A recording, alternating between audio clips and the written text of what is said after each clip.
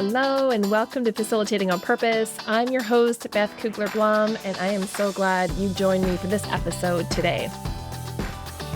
I have one question for you as I start this episode. What were you doing in grade 10? Were you starting a nonprofit organization? Neither was I. But you know who was? Eric Wang, the founder of Algorithm Alchemists and my guest for today's show.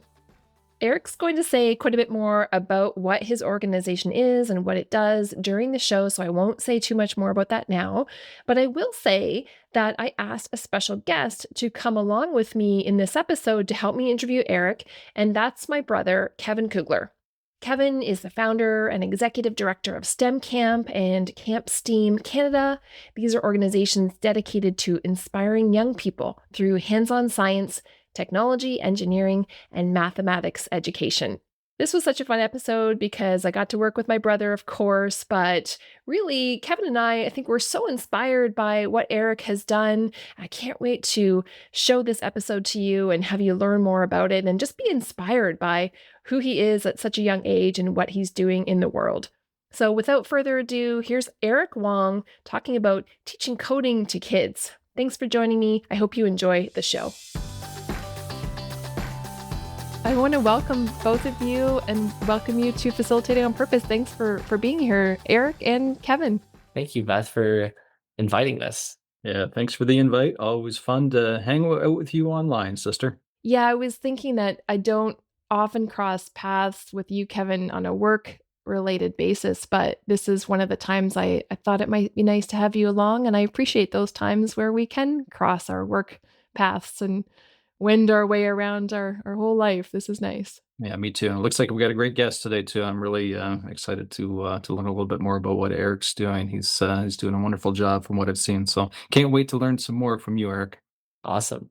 Can't wait to share more. Eric, we definitely will start with you. Maybe you can set the scene for us about, I hate to start off with how old you are, but honestly, it is impressive what you've done. I'll start off by saying that.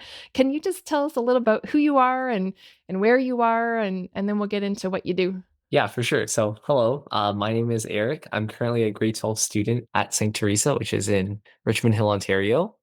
I just turned 18 a couple of months ago, and I run a coding nonprofit called Algorithm Alchemists. And this nonprofit basically provides free coding education to students across Canada, whether they be in elementary school, high school, or even university.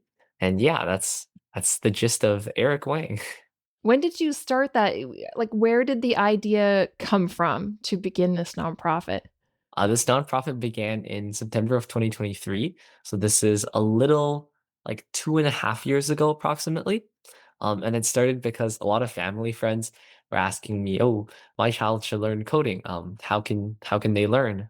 And after more and more parents started asking me, I was like, "Well, why not create a class or an organization to help them learn coding, the skills of the next generation, the next wave of technology?" So that's how it began. And there was like a second, I guess, big demand and like awakening for me, which was when a lot of my friends were asking me how they should prepare for the Canadian Computing Competition, which is like a coding contest. And that's when I realized, oh, maybe not only should we teach, the beginners, but we should also teach those who already know some coding, and for them to basically expand their coding skills and be able to compete at a high level for these contests. I know you were telling me about these coding competitions when we met for our pre-meeting. I had never heard of this. I didn't know competitive coding was a thing. Kevin, had you heard of that? Did you know that this was going on, these competitive competitions? Yeah, there's a few different ones. That's certainly one. First Robotics comes to mind as well. We've been supporting that for quite a few years. So Beth, I think the landscape has changed a lot since you and I were in high school. There's all sorts of wonderful provincial, national, regional competitions, and yeah, so I am familiar with the one that Eric's been involved in. It's fabulous, great opportunity for the kids. And Eric, it reminds me of Khan Academy. Do you know Sal Khan? Like Yes. he started sort of similarly, right? With tutoring his I want to say his niece and nephew, and then it just became a thing. Like you sort of fell into it a little bit similarly. Correct, correct. For me at the beginning, it was trying to teach these kids, something that their parents wanted them to learn. But then over time, as I began to teach the classes more and more, you kind of pick up on what makes kids engaged what does it, and basically what things are very good to make them engaged and to have them, learn, but also have fun at the same time. Yeah, so important. I really want to ask you more about that. Can you tell us first, though, like it started with just you, but you've got a number of people tutoring Correct. with you right now. Yeah. Can you tell us a little bit more about your wide reach and how many people are involved? Yes, of course. So, from the starting organization, which was just me and my friend, we started with intro to programming classes, which were taught in Python. Then we branched out to competitive programming classes, and now we also offer classes in web development, so making cool websites and whatnot. Right now, our teachers are mainly in Ontario, but we also have a chapter that is in British Columbia and another one in Quebec, which actually teaches programming, but in French. And for some background context, I actually lived in Quebec for 10 years prior to moving to Ontario in grade 8, which is why, I have some connections in Quebec who have started like a similar adventure or club in that sense. Yeah. And since our beginning, we've taught around 300 students. And we also have social media platforms where we've been able to, spread educational coding content to over 100,000 students. And many of our students go on to do very well and get the Certificate of Distinction, so the top quartile of students for the Canadian Computing Challenge. And that summarizes kind of the impact that Algorithm Alchemists has had. And one last thing that I'd like to mention is Algorithm Alchemists often has booths at nonprofit, so like volunteer fairs or even tech events like hackathons. And we'll try to promote our clubs or our classes rather there. This definitely sounds like it's been a full-time job on the side of your school. You're still in grade 12. Eric, how are you doing all this to grow the company in this way? He's not passing any of his courses, but that's okay. It's all for the greater good.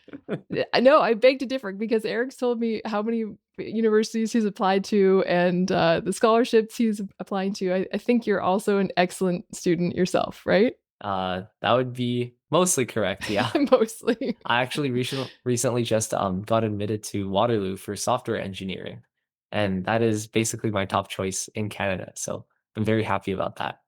That's fantastic. Thank Okay, so you. Kevin, what do you say? I know, Kevin, you meet a lot of young people because of your starting STEM camp and your involvement in that. What do you think about what Eric's done here in the last few years since he started his nonprofit? Yeah, not bad. Good start, but I think you could do more, Eric. There's between 1 a.m., 5 a.m. Like there's maybe try and piggyback on that time slot. No, seriously, Eric, great stuff. The world needs these types of initiatives. They need leaders in your generational space. Technology just increases in its capacity and its complexity year after year, decade after decade. The more you can carve out a niche for yourself, and I don't know if the grand scheme is to make a business out of it or just to continue with your nonprofit mission, regardless of what those what the future holds or what the grand plan is. I couldn't be more impressed by what you have done. When I think back to what I was doing in grade 10, it was definitely not planning my first not-for-profit. So, I mean, kudos to you and your team. I do have a question, though, that I'd like to pop in with. So, the recruits, I'll call them that, are they all volunteers or are these paid positions, and how is that structured? Yes. So most of the recruits, or all of the recruits, I should say, are volunteers, so they do not get paid for it. However, because we are registered under an American, like greater coding nonprofit, we can actually offer them volunteer hours for their work, and that contributes to the 40 hours you need to be able to graduate in Ontario. Sure. And how do you source them, Eric? Like, what's the recruitment process look like? For the starting ones, it was mainly my friends and other people I met at hackathons. But later on, for the competitive programming and the Python classes, it was former students who go on to become teachers. So, for example, a student can be taught, Python for their first, you know, session or batch, and then in the next batch, if we find that they're a top student in the class and they understand the material very well, they go on to become teachers for the same class. Okay. So that is our recruitment process. Yeah. And so let's say there's a new recruit or a new potential volunteer that comes your way, and let's say they're from Edmonton, Alberta, and it's the first time you've met this person. What's the pitch? How do you get them to buy into your vision and want to join you with this ride, right? What does that look like? I feel like for me, it's not so much the pitch of the class, but rather the pitch of the community. You're not teaching in class, you're joining a community of learners where not only you get to teach, but you get to learn. And that's something that, really resonates with me as I've taught a number of students. Like when you explain things very in like a detailed manner, you learn things and you discover things that you might not have learned yourself if you were just learning it for your own sake. Was this your first foray into teaching? Had you done something else before this? Like, how did you know that you were going to be a good teacher, a good tutor in this way? This is my first like official teaching role, but I feel like as a child, like in elementary school, I was often the person teaching other students, like because I usually get things relatively fast. So I'd be there, like, helping them out. But yeah, this is my first like official teaching role, I suppose. Do you think you've evolved? Now it's been what has it been? 2.5 years Yeah. or so? Like, how would you have evolved so far in that teaching role, do you think? At the beginning, it was very much so, hardcore content, slideshow, homework, that kind of thing. But over time, I've really learned how to engage youth or to make them more interested in the subject, whether that be by doing, cool examples or adding funny memes on the slideshow, anything to like really engage them. I feel like it's less so teaching now, but it's more so making them curious and having fun while teaching them. Like teaching almost comes secondary nowadays, which is really nice. So I'm curious then, Erica. So you're still in school in grade 12. You're sitting in class and you're watching the teacher up at the front of the room. She or he is teaching a class, facilitating, a discussion on something. Are you evaluating that teacher now, based on your experience with where you've gone so far and you've learned so much about how to do this? Are you kind of going, oh, that's not exactly the approach I would have taken. I think I would have gone down this road. Is that kind of a natural byproduct of what's been, your experience? Maybe not the judging aspect, but the aspect when it comes to, for example, marking or, interacting with students, I understand a lot more now from the viewpoint of a teacher. Like I remember a lot of teachers, like if for math, let's say, if they know you're a smart student and they see that you have the right answer, they won't go through the work. They'll just circle your right answer and move on. I feel like for me as a teacher, I kind of understand where they're coming from. You have so many copies to mark, you got to take shortcuts where you can. That makes sense for me. And the second part is when you teach a student and they feel engaged and they grow, you feel very accomplished and you almost feel like the sense of pride seeing others grow. And the contrast to that is when students are not engaged, you feel like maybe you feel like you're speaking to like a wall and it's not a good feeling. And that's something that I kind of like I now understand where teachers are coming from when, for example, they get mad when everyone's on their computers and not listening to them when they're speaking in a class. I can imagine you probably get some students or youth who get signed up for your classes by their parents. Is Hmm. that true? Like, do you Correct. always have the willing participants, or sometimes they're sort of voluntold to be there by mom and dad? I feel like for the younger students, a lot of the times it is their parents, correct. But for the older students, it's mostly self-driven. As you're hiring all these other folks who are doing the tutoring too, what are you looking for in those people? Like, how do you know they are going to have what it takes to be an effective teacher in this case? Can you tell that? First of all, I do have to say, like, I don't think I can completely tell. Like, there are some teachers that I've assigned them to teaching, and then I kind of realized, oh, maybe they aren't the best teacher, and I've moved them to other parts of our organization, for example, marketing. So I have to preface that. But I feel like for me, if you're a good teacher, most of the time it'll show up from your curiosity as a student, as like a student who really loves asking questions and is very engaged during class. Because when you're engaged, more likely than not, you'll know how to engage others as well. So I think that curiosity and engagement is something I really look for in teachers. Yeah, and you said a lot of them come from the classes that you run. You've kind of seen that in them as students, and then they become into the teacher role. Correct, correct. Yeah, they kind of grow into their teaching role, if that makes sense. It definitely does, because we all grow into our teaching role. I think I'm still growing into my teaching role, right? Mhm. Yeah. always. And there's always something else to learn. Wait, I have a little bit of a question for you, Beth. I saw recently that you got your newest book delivered, which is remind me of the name again. Didn't mean to be a promo, Eric, but thank you for asking. It's called Everyday Acts of Facilitation. And so it's kind of interesting for thinking about youth, maybe because both Kevin and I have teenagers of our own. You know, his niece, my nephew, as we look at each other's families. I always thought, like, how do we give youth more facilitation skills? And so I mean, I didn't write this book for youth, but I still think that people such as youth, as well as, of course, our adult colleagues in the field, can use it because it really looks at how do we look for facilitation skills being used or not in everyday life. You know, you can look around the world and go, they're just communication skills, really, aren't they, in the end? So where are they being used effectively, and where are they not being used effectively? And youth, like your colleagues, the teachers or tutors that you're hiring, they can look at teachers to look for facilitation skills being used or not. They can look at their families. They can look at, people at the grocery store or whatever. So that's kind of the premise, that we can learn facilitation skills in everyday life. And then hopefully that goes for youth as well as everybody else. Wait, I have a question for you. So, you use the word facilitation a lot. How would you define what is facilitation? So for me, facilitation is a mindset, and it's really about, I think you mentioned, like, how do we motivate our learners? How do we draw what's in our learners out of them to contribute? I suppose what's not facilitation is just lecturing at kids, right? At students, whoever's in the classroom. We've got adults. I tend to work mostly with adults, but that's not facilitation. Like, it's really an interactive process for me, and it's a collaborative process. What is it a new word for you? Like, do you probably use teaching more than facilitation? Like, what would you and your crew say about the word facilitation in your context?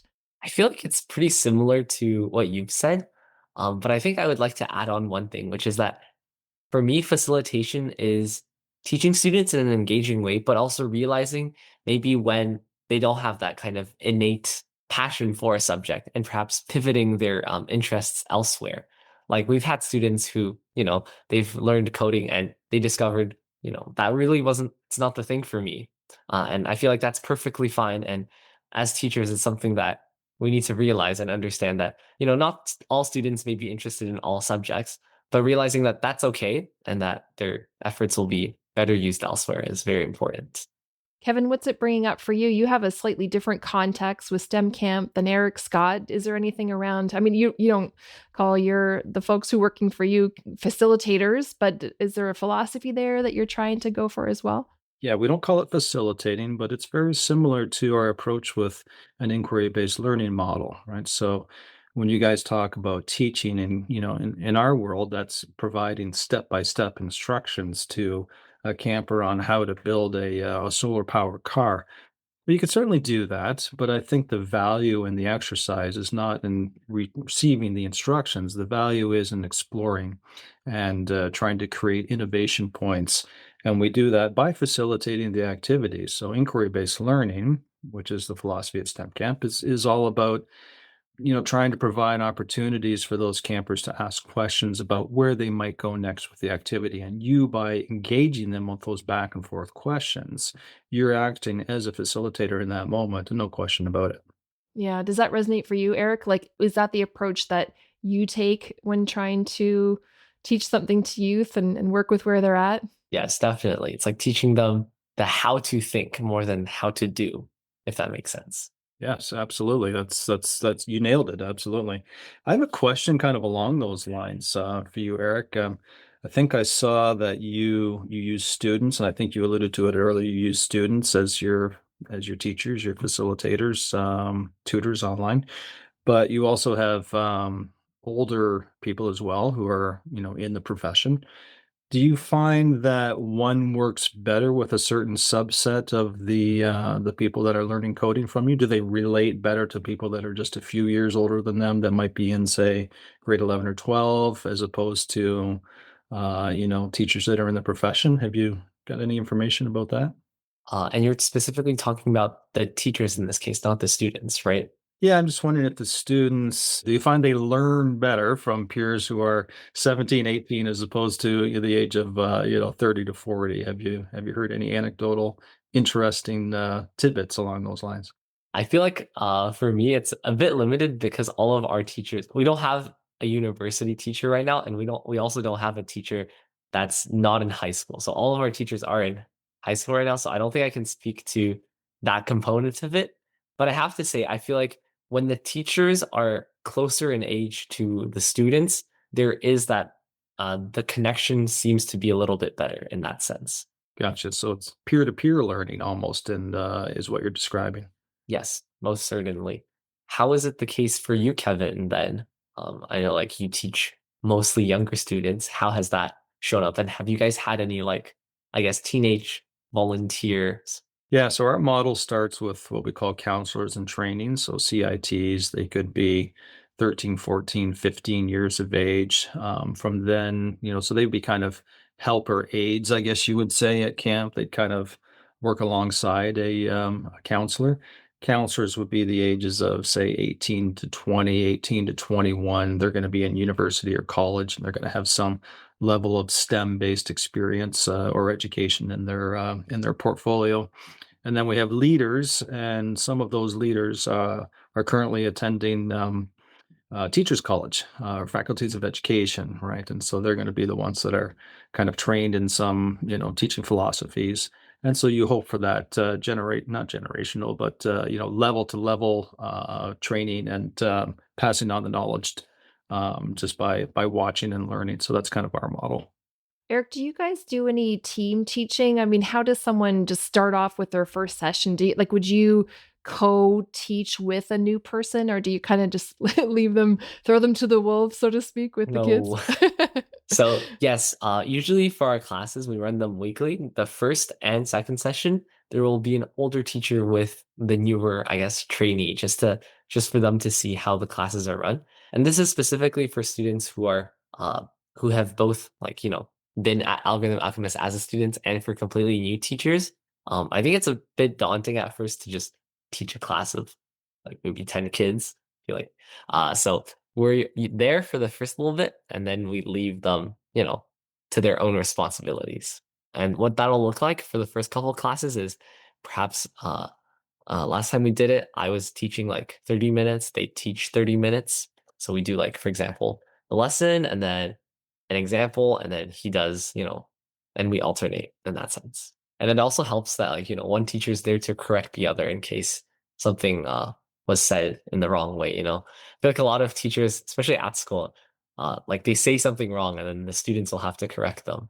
And sometimes that can feel a bit daunting if it's coming from a student, but from a teacher, it's a lot better.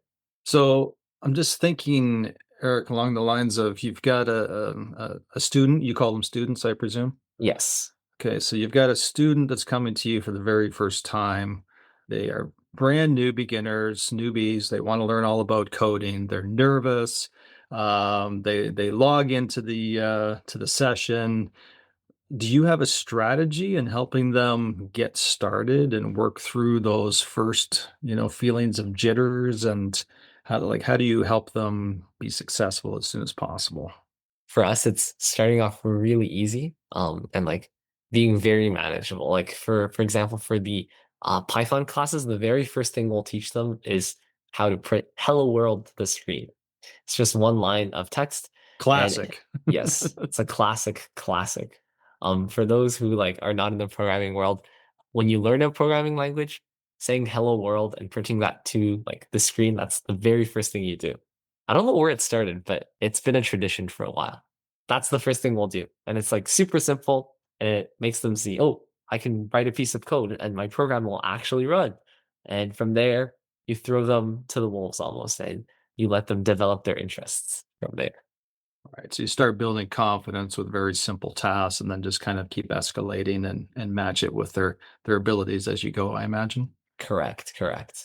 Do you provide any support offline? Like you have the time in the session with the student. Do you ever talk to them outside of that class? Like, is there any talking down off a ledge that you need to Mhm. do? Yeah, so we actually have like a Discord server. So after a class of students have questions, they can post their code in our Discord server. And we have like teachers who are there to answer their questions after class. The same thing also goes for Google Classroom, which we use for, our lessons and homework and whatnot. And for that, we'll have students, submit to the Dropbox. And if there's any feedback, they can leave a private comment or a question. And our instructors will usually be there to respond within 24 hours. Yeah. And they're probably very well used to using Google Classroom and maybe even Discord these days, are they? Yes. Is that two very common tools? Correct. Would you find, Eric, that a lot of parents that you come in contact with maybe don't know where to start with their child's technological journey? Like, what advice would you give them? Let's say they've got somebody who's curious, but they just don't know where to go, right? So, what kind of advice would you give them about where to start for a brand new student in the coding space? I think, first of all, it's very important to ask them or to determine if the student is interested in more so the hardware part of it or like the software part of it. And I think a lot of that comes from just seeing how they behave as a child. Like, for example, for me, I was really interested in Legos as a child. And then maybe that's like a little more of a hardware lead. Whereas if they're really interested, in the theoretical, the math kind of side, you want to make them try the software part of it. Although I do think at this early stage, it's more important to try something rather than, prescribing them to one specific thing. Like if you learn something and you don't like it, at least you know you don't like it. And if vice versa, then you keep going. So the advice that I would give to parents is just let your child explore their interests. There's actually a lot of online free resources. For example, Algorithm Alchemists. I would highly recommend you guys sign up to our classes, actually. You can Got the go. shameless plug in there for yourself. Yes. Good job, Eric. Go check them out. Indeed. What was that website again for those who weren't paying attention? Yes. So that website is called algorithmalchemists.org. That is algorithm alchemists, no spaces.org. And you can sign up for our classes. Our classes usually run for 3 to 4 months. And we have a new batch like every quarter, essentially. I have a question for you now, Kevin. What advice would you give to parents who have children who are like very curious about the world? How do you go on to develop that interest almost? So I think my advice would be the same whether I answer you as the executive director of STEM Camp or as a parent. I would have conversations with my child and I would say, what are those areas that you are most interested in? And then I would try to find a way to provide the spark. Right. So if let's say my son said, I am really interested in how Matisse became such an amazing painter. I would say, okay, well, I think the first thing we're going to do is we're going to go to the National Art Gallery and we're going to look at some of those Matisse paintings and we're going to have a conversation about it. So if you take that example into the coding world, if my son said, "Hey, well, how can I get into coding, Dad? And what's that all about?" I might try and find somebody that I knew that I was confident in that could have that conversation and provide that one moment in his life that sparks something. Because when we all think back to our lives, and Eric, Beth, and I have a few more years that we can reflect on than you, but when we think back to all of those years and how we got to be where we are today, it is crazy and insane to think that it's often just a moment or two that has then defined where you are 20, 30, 40 years later. And you never know what those moments are. So parents listening, your job is just to try and inspire that spark of curiosity in your child, however you can do it and however you can find it and nurture it to the best of your ability. I really like the fact that you mentioned the nurturing part of it. Now I have a question, like I guess a follow-up question for you. So, when you talk about discovering a child or helping a child find their passion, right? Do you think that passion is innate or like natural? You're born with that passion, or do you come to develop that passion over time? For me, I think it's a little bit of both, right? I think we're born with certain things that are biological, chemical, that naturally over the course of one's life, and I don't know the answers to those. I also think that environment plays a huge role. What family are you born into? Where do you live in the world? What are those experiences that you have that your parents took you on? What was your journey to get to where you are? So I think it's a combination, but it's heavily impacted by everybody who is a part of your child's life. It's that old phrase, takes a village to raise a child. Absolutely, it does. And for instance, today my son is off on a mission in Hamilton with his school, and he has 3 days of being on this mission. And I fully expect when he comes back, there's going to be a new idea, a new spark, and it's something that I would not have provided, but the school is providing. And isn't that wonderful that he gets to think along a different line that he wouldn't have received from his mother or his father? That's the exciting part about parenting, isn't it? When your kid starts to go out into the world by themselves and then they meet people and you hope they meet the right people in a way, people that are positive influences on their life and so on. But when they start coming back and saying stuff and you think, well, I didn't teach them that. How do they know that? Right? Their engagement in the world, like that's a pretty exciting moment as a parent. But maybe if I can extrapolate to people out there who we're not thinking about parenting, but just thinking about educating in a corporate environment or, wherever people are educated when they're adults. Like it doesn't have to be the classroom instructor or the facilitator that's going to teach the participant, the adult participant, the thing, right? It's every leader, every manager, every receptionist, that learning can come from all of those places. I think we really make a mistake when we think it just happens in a formal education, whether it's tutoring or a full classroom setting. Absolutely. Comes from anywhere. I think that's probably a huge responsibility that I feel on my shoulders, Eric, in a professional sense. And now that I'm, towards the twilight of my career, it has been an absolute pleasure to start to receive emails, conversations over text, phone calls, running into people who are out in the community who are now doctors and technologists and coders, and they come up to me and say, "Oh, I just wanted to let you know that it was your camp that inspired me to try that career and try that educational path." So it's a nice place to be in. Finally, the unfortunate part is you get old before you hear that, but it's very rewarding, but it's a huge responsibility as well. Yeah, I feel like it's so important to maintain or preserve the childlike wonder that everyone has. I feel like for me, like perhaps I'm a little less curious than I used to be, but it's important to keep that. Eric, do you recognize that you are very likely a role model for other people that are your age even or slightly younger, but I think even older than yourself? Like, do you see yourself as a role model in terms of this area that we're in, like as a teacher or tutor, leader? It's a good question, actually. I don't think I actively think about it. Well, now he's going to. Way to go, Yeah. Beth. He's like, yes, pat yourself on the back. Yeah. No pressure. But that's almost kind of daunting. Like people are people look up to you. Interesting. 20 years from now, you're going to get a call, be like, Eric, because you hired me as a tutor, it set me off on this journey and I didn't even know. Yeah. Maybe it'll come back to you. Yeah. Wait, that actually reminds me of like one of the teachers that I've kind of nurtured over time. Like he's one of my closer friends. His name is Brian. He started off as like a relatively quiet student, like both in class and like as a student. And like over time he's become a teacher and now is like teaching classes. And I remember just a couple of months ago, I was in a conversation with like one of my teachers, and Brian came into the class and we started talking. We were talking about like our personalities.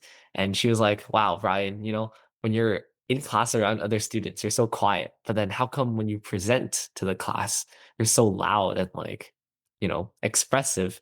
And then at the back of my mind, I was like, damn, I think it's very likely teaching Algorithm Alchemists classes that, made him be such a good teacher in that sense, or a good presenter. Absolutely. Yeah. Yeah. And you made that happen, Yes. you and all the rest of the folks there too. What was the program that you said you're going to take at Waterloo? Software engineering. Software engineering. Okay. Yes, So it's not correct. education. We're very clear about that. But do you think that like you'll always have an interest in educating? Do you see that as part of your future path as you go on to university and beyond? I was speaking to a teacher of mine. So I learned that there is consecutive and concurrent education at university. I was actually thinking of doing like a concurrent like degree along with computer science, but I don't think I'll end up being like a teacher in the traditional sense, like as in a teacher as part of a school. But I do hope that in the future, I'll be more so of a mentor for other people.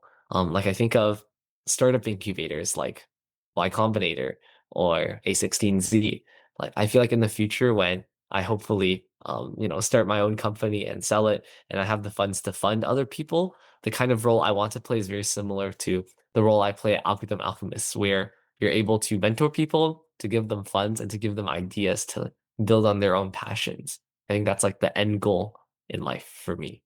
So you've started a business. It's a not-for-profit business, but nevertheless, it's still a business. You still have, lots of things to consider. You have scheduling and time management and human resources and all of those types of things. And so you're kind of jumping into this and learning not just to follow your passion with a mission, which is, of course, the cornerstone of every not-for-profit, but you're learning about the business side too.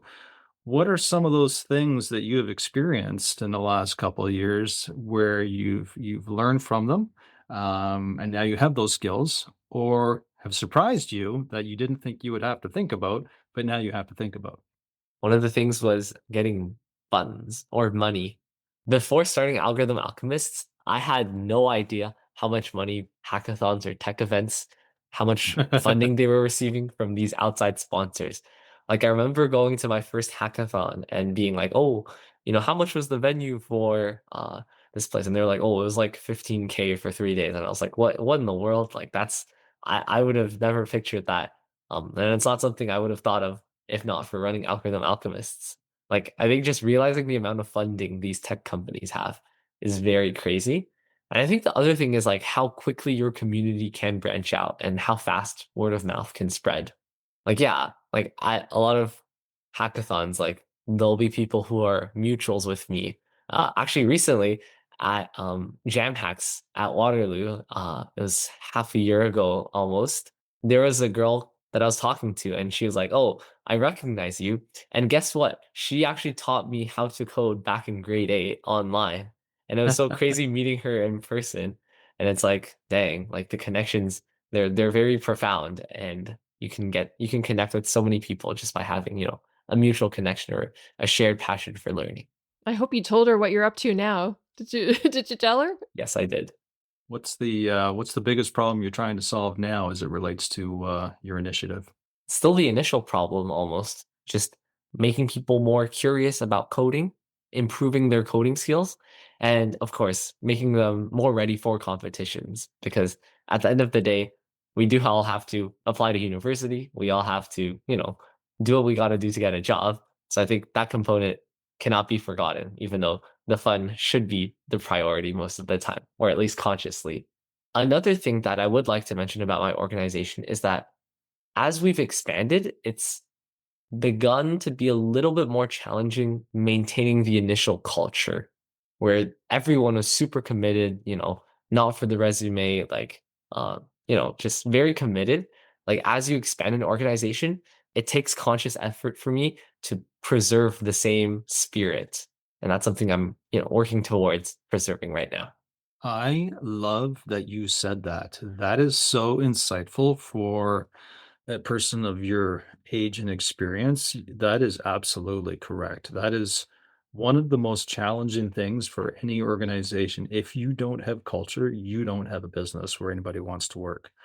And a lot of people, when they first get into their first initiative, their mindset is grow, grow, grow, as fast as we possibly can. But when you do that, you sacrifice something. You sacrifice the person next to you wanting to come and spend time with you at work. And that is the magic of what we do in our lives. It's the people that are in our lives, personally and professionally. So I just love your answer to that. That's, yeah, culture. I am with you, Eric. Absolutely. What are some things that your organization are there any like quirky traditions that your organization likes to do? There are, yes, absolutely. So I'll tell you a few. In the fall, because of course we don't run summer camps in the fall, so we have a little bit more time on our hands. I love to take my staff on bike rides. So we will take a day and we'll all show up at the trailhead and we'll do a 10K or 20K ride down to the lake. And then I'll take them out for lunch and then we'll ride back. And of course, the ride back, you might have a beer or two in you. So it's always a little bit harder than the ride down. But it's just a nice, fun day, right? Where you can kind of connect to your team. I'm also a huge believer that culture starts at the top. It starts with the type of individual you are and your value set. So if you don't have a strong value set or you haven't figured out what your values are yet, you need to take some time and you need to figure out what those are and then figure out how you're going to integrate those into everything that you do at your company. When you write a policy on time off, how does that meet your value set personally and professionally? So I definitely do a lot of value alignment, I think you could say. The other thing I do that meets my value targets is I spend a lot of one-on-one time with my staff. So I come to their offices, I have a coffee with them. I know them all personally extremely well. It's extremely important for me to do that.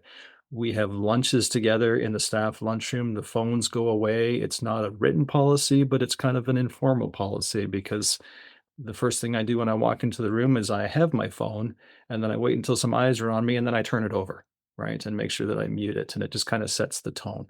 Yeah, there's a ton of things. We have popcorn moments I'm in my warehouse this afternoon. I have a bunch of teenagers here. And at the end of the day, typically, and we're not doing it today because I'm talking with you guys, so they're going to be mad at you, but we will for 15 minutes sit around and just have some candy or have some popcorn, talk about the day, talk about their lives, those types of things. So the more you are genuinely interested in the people that you work with, it will pay dividends. I love the genuine interest part of it. That's something I really resonate about. People are not stupid. They will see through you the moment you are disingenuine. Absolutely. So it has to be genuine. So, and you can't teach that. You either have that in you as a person and you can draw it out more, or you don't. And if you are disingenuous, please don't become a leader because you're not going to be a good one. Absolutely. Absolutely. It's so interesting that we've been, we talk about kind of the content of what we teach, in this case, coding, and talking about teaching or tutoring, and then talking about growing a business too. Both of you are continuing to grow a business. Like so many people who choose to do this kind of work on their own have to also contend with, like, what does that look like to be a leader in the business that's related to education or teaching or whatever it is. So it's neat that we've kind of skipped across those three areas in the conversation with both of you today. I want to give you, Eric, the last word. So maybe I'll go to Kevin first as we think about closing up this episode. What's top of mind for you, Kevin, just around what we've talked about today? And do you have any final words for Eric or for all of us? I think I'm just mostly excited for who Eric is and what his future brings. For starters, Eric, come see me for a job this summer. Um, we would love to have you. But that aside, I mean, it's Eric, you're so passionate about what you're doing. You've accomplished a lot already at your age. It will be interesting to follow you over the next few years and see where that leads. But whatever you do and wherever you go, I tell this to young people all the time, and you touched on it actually, which was hilarious a few minutes ago. Never lose your curiosity. Always be curious about things, and if you follow the track, the natural quest for finding out answers in this world, you will never be bored, and you will always have something that's of interest to you and to others that come in contact with you. So if that is your not for profit, great. If it's not and it's something else, that's great too. But always be true to yourself and your curiosity, and you'll be just fine. Kudos to you, Eric. Good job. Thank you. Thank you. Thank you, Kevin.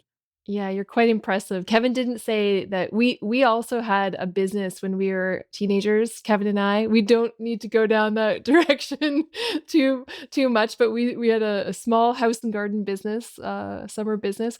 It didn't go anywhere near the scope and scale of yours, Eric, but I think we see in you a lifelong learner in action, that it was germinated a couple of years ago. You've taken it far, and just this as Kevin said, this curiosity, this drive that you have at such a young age. It's amazing to watch, and we wish you all the best for the future. What do you want to say as we close? Where are we leaving you with this conversation about your nonprofit? I feel like I'm looking forward to seeing what the next step is for my nonprofit.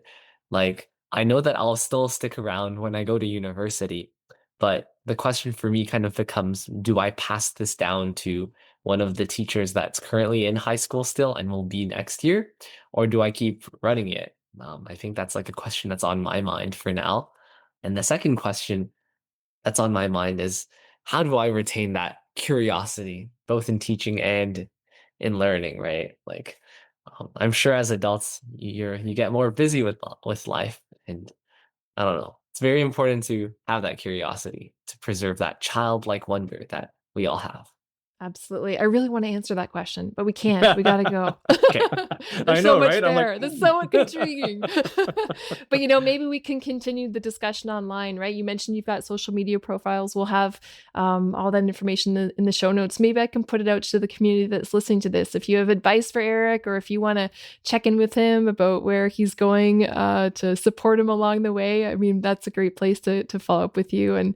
And we wish you all the best as you go forward. Thank you. Thank you. Yeah. If any of the listeners have LinkedIn and would like to connect with me, feel free to do so.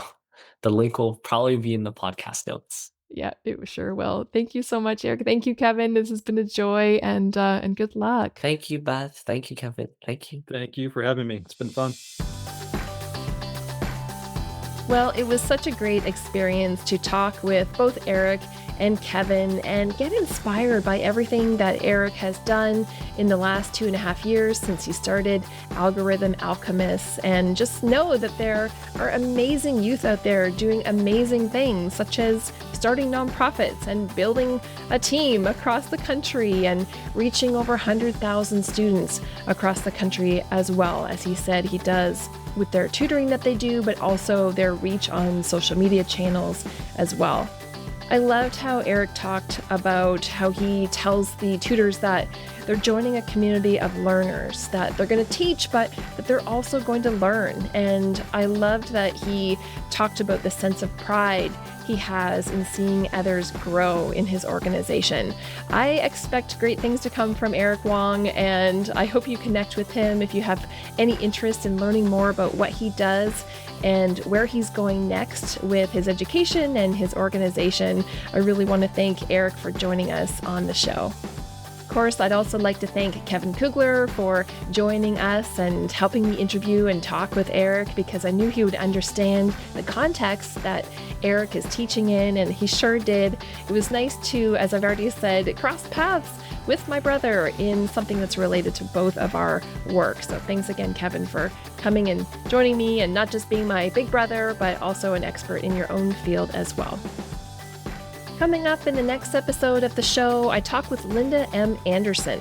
Linda is an artist, but also a teacher of art and art therapy. She's been teaching art for many, many years. Join us next time as we talk about the nuances and the challenges and excitements in teaching art. I hope you join us then. Thank you so much for listening to this episode and all episodes. If you're a regular listener, I appreciate that so much. You can find the show notes, including links that we have mentioned in any episode, on facilitatingonpurpose.ca. This particular episode might be a fantastic one to share with any young people in your life who are doing interesting and great things, especially those who might be teaching or training or tutoring or getting interested in some sort of teaching or facilitation career. I'd love it if you shared it with them and look to get inspired by those folks in your life as well. As always, thank you so much to Mary Chan for her fantastic editing support on this and every episode. We'll see you next time.